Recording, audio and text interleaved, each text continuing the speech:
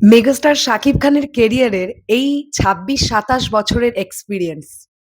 তিনি জানেন কখন কোন ডিরেক্টরকে কোন কথাটা বলে আরো বেশি উজ্জীবিত করে দেওয়া যায়। একটা জিনিস অস্বীকার করে লাভ নেই, বরবাদ এখনো পর্যন্ত বাংলাদেশে যে মাইলস্টোন ক্রিয়েট করে রেখেছে, সেটা কিন্তু মেগাস্টার শাকিব খানের কেরিয়ারেরও সবচেয়ে বড় মাইলস্টোন। এবং ডিরেক্টর মেহেদী হাসান হৃদয় কিন্তু তার কিন্তু ১ম বড় পর্দার ডিরেকশন ছিল 'বরবাদ'। ১ম বড় পর্দার ডিরেকশনেই কিন্তু বাজিমাত করে দিয়েছিলেন ডিরেক্টর মেহেদী হাসান হৃদয়। আর তার এই কাজ করবার পরে গতকালও আমরা প্রিন্সের প্রেস মিটে দেখতে পেয়েছি যে মেহেদী হাসান হৃদয়কে কিন্তু মেগাস্টার শাকিব খান খুব সুন্দরভাবে নায়িকার সঙ্গে পরিচয় করিয়ে দেওয়া থেকে শুরু করে মেহেদী হাসান হৃদয় ভাইকে ছোট ভাই বলে সম্বোধন করা, হ্যান্ডশেক করা, এই ব্যাপারগুলো আমাদের কাছে দারুণ লেগেছে। তো গতকাল ওই মোমেন্টের পরে ডিরেক্টর মেহেদী হাসান হৃদয়ের মানসিক অবস্থাটা কি?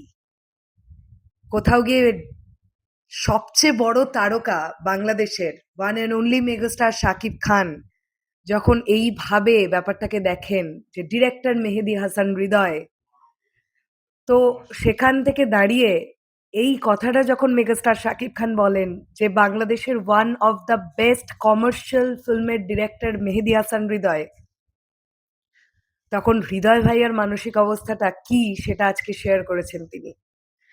হ্যালো আমার সাকিবিয়ান ভাইরা বোনেরা, চলে এলাম আরও একটা নতুন ভিডিও নিয়ে। আশা করছি তোমরা সকলে খুব ভালো আছো। এই যে কালের কণ্ঠে একটা প্রতিবেদন বেরিয়েছে, এই ব্যাপারটা একটুখানি আমরা দেখি। হৃদয় ভাই বলছেন, মেগাস্টার শাকিব খানের কাছ থেকে এমন প্রশংসা আমার জন্য অনেক বড় পাওয়া। ওনার এই কথাটুকু আমার দায়িত্ব অনেক বাড়িয়ে দিয়েছে, অনেক সম্মানিত বোধ করছি। ভিতরে সাহসটা কয়েক গুণ বেড়ে গেছে। সামনের কাজগুলোতে আরো ভালো কিছু করতে হবে। এখন এটাই আমার চ্যালেঞ্জ। দুর্দান্ত কিছু কথা বললেন ডিরেক্টর মেহেদী হাসান হৃদয়। আমি আবারও বলতে চাই, এই জুটি আর একবার খুব তাড়াতাড়ি বড় পর্দায় আসুক।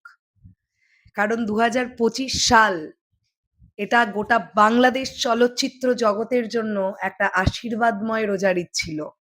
এটা নিয়ে কোনো ডাউট নেই। বরবাদ প্রত্যেকের মুখে হাসি ফুটিয়েছিল। প্রত্যেকজন হল মালিকের মুখে হাসি ফুটিয়েছিল, প্রত্যেকজন দর্শকের মুখে হাসি ফুটিয়েছিল। আমরা জানি বরবাদ কি পরিমাণ রেকর্ড সৃষ্টি করেছিল। তো আমার মনে হয় আফটার বরবাদ যখনই মেহেদী হাসান হৃদয় আবার মেগাস্টারকে ডিরেকশন দিক না কেন, সেটা বরবাদের থেকেও ভালো কিছু হবে, এই আশাতেই আমরা থাকবো। সো হয়ে যাক এই জুটির আবারও একটা কাজ। পাবো নাকি পরের বছরই ২০২৭-এ?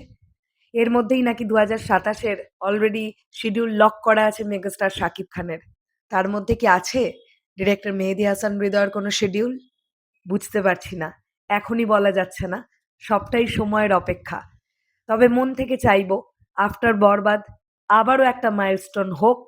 ২০২৭ সালেই মেহেদী হাসান হৃদয়ের ডিরেকশনে আরও একবার আমরা পাই মেগাস্টার শাকিব খানকে। তোমাদের কি বক্তব্য এই বিষয়টাকে নিয়ে অবশ্যই কমেন্ট সেকশনে জানাও। আসছি আবার খুব শিগগিরই। তাহলে এখনের জন্যে টাটা।